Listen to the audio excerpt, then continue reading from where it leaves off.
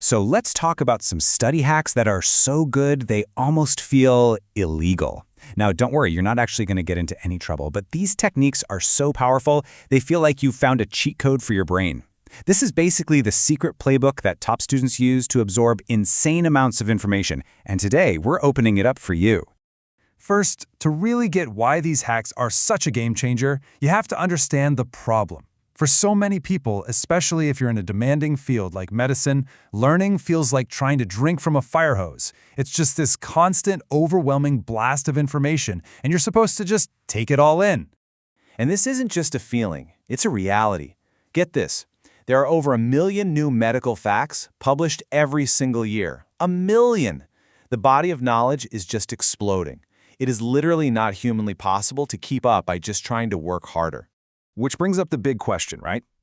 How in the world do top students, we're talking med students, law students, how do they do it? How are they not just drowning in this information, but actually acing their exams and becoming experts?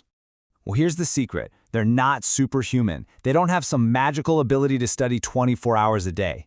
The answer is they don't study harder, they study smarter. They use a playbook of strategies that are designed to work with how your brain is wired instead of fighting against it. And now we're going to tear out the most important pages from that playbook. But first, to really appreciate the playbook, we need to talk about why the old methods, the stuff most of us were taught in school, just don't work. Let's take a look at the broken tools that most people are still trying to use. Okay, look at this. This right here is the whole story. On the left, you have passive methods. This is probably what you're used to, rereading, highlighting everything. It feels productive, right? But it's not. It's like listening to a song once and hoping you'll know all the words. On the right, you have the active methods. These force your brain to actually engage, to struggle a little bit, and that is what builds strong, lasting knowledge. All our illegal hacks, they live on the right side of this chart. All right, let's get to it. Hack number 1. We're calling this the retrieval rule. It is so simple, but it is so powerful. And I promise you, this will completely change the way you look at a textbook. The fancy science name for this is active recall. But all it really means is this. Instead of trying to shove information into your brain by reading it over and over, you practice pulling it out. See, every time you force your brain to retrieve a memory, you make that connection stronger. You're basically telling your brain, hey, this piece of info is important. So how do you actually do it? It's this easy. You read a page, maybe a chapter section. Then, and this is the key, you close the book, put it away. Now, from pure memory, try to write down or just say out loud the main ideas. It's going to be hard. You're going to struggle, but that struggle is where the magic happens. After you've tried, open the book and check yourself. The stuff you missed, that's what you really learn. You have to stop thinking about it as reviewing and start thinking about it as quizzing. You're giving yourself hundreds of tiny little quizzes. And like this med student says, that one little mental shift, it's a total game changer. All right, hack number 2. Now this one is going to sound completely backwards, but you gotta trust me on this. It's called strategic forgetting. Yeah, you heard me right. Because it turns out, to really remember something long-term, you actually have to let yourself almost forget it first. And the principle behind this is called spaced repetition. Here's the deal. Your brain is naturally lazy. It's designed to forget things that it doesn't think are critical for survival. Spaced repetition is how you interrupt that forgetting process. It's like tapping your brain on the shoulder right when it's about to toss a memory away and saying, nope, keep this one, it's important. And if you need proof, just look at this. This is called the forgetting curve. It's what happens to your brain without a strategy. Within a single day, you lose half of what you just learned. After a week, 80% is gone. This is exactly why cramming for a test is such a disaster. Sure, you might pass, but a month later, that knowledge has vanished. So the solution is to review things at specific, spaced-out intervals.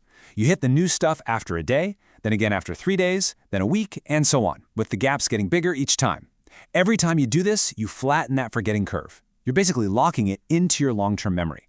And by the way, there are amazing apps like Anki that do all this scheduling for you automatically. Okay, let's fire through the final 2 hacks. Think of these as the advanced moves that really complete the system and separate the pros from the amateurs. Hack number 3 is interleaving. Now, what most of us were taught is to block study. 2 hours of just math, then 2 hours of just history. Interleaving says, nope, do the opposite. Mix it all up in one session. Do a math problem, then a quick history review, then a physics problem. It feels way messier, maybe even harder, but trust me, that's why it works. So why does this chaos actually work? Well, because every time you switch subjects, you force your brain to load a different set of rules and problem-solving strategies. You can't just go on autopilot. You have to actively decide which tool to use for the job. It's the difference between a batting cage that only throws fastballs and facing a real pitcher who's going to mix it up with curveballs and changeups. And finally, my personal favorite, the Feynman technique, named after Richard Feynman, a Nobel Prize-winning physicist and just an all-around genius. The idea is incredibly simple. If you can't explain a concept to a child, you don't really understand it yourself. Here's how it works. You pick a topic, and you pretend you're teaching it to someone who knows nothing about it. Use simple language, simple analogies. The moment you stumble or the moment you have to use a complicated piece of jargon, bam, you've just found a gap in your knowledge. You've found the exact spot where you're fuzzy. So you go back to your textbook, you fill that gap, and you try explaining it again until it's perfectly clear. It is the ultimate test of whether you actually know something. So, there you have it, 4 illegal study hacks. Now, let's bring it all home and put it together into your brand new study playbook. Think of it like this, a complete system. Active recall is for getting the information into your head in the first place. Spaced repetition is for making sure it stays there for good. Interleaving builds your flexible problem-solving muscles. And the Feynman technique ensures you have a truly deep foundational understanding. You use them together and you have an incredibly powerful system for learning anything. And I think the biggest thing to take away from all this is that these aren't just a handful of clever tricks. This is a complete, fundamental shift in your mindset. Learning is not a passive thing you do, where you just consume information. It's an active, hands-on process of building knowledge, piece by piece. So there you go. The secrets are out. The playbook that the world's best students use is now in your hands. So the only question left for you is, what are you going to master first?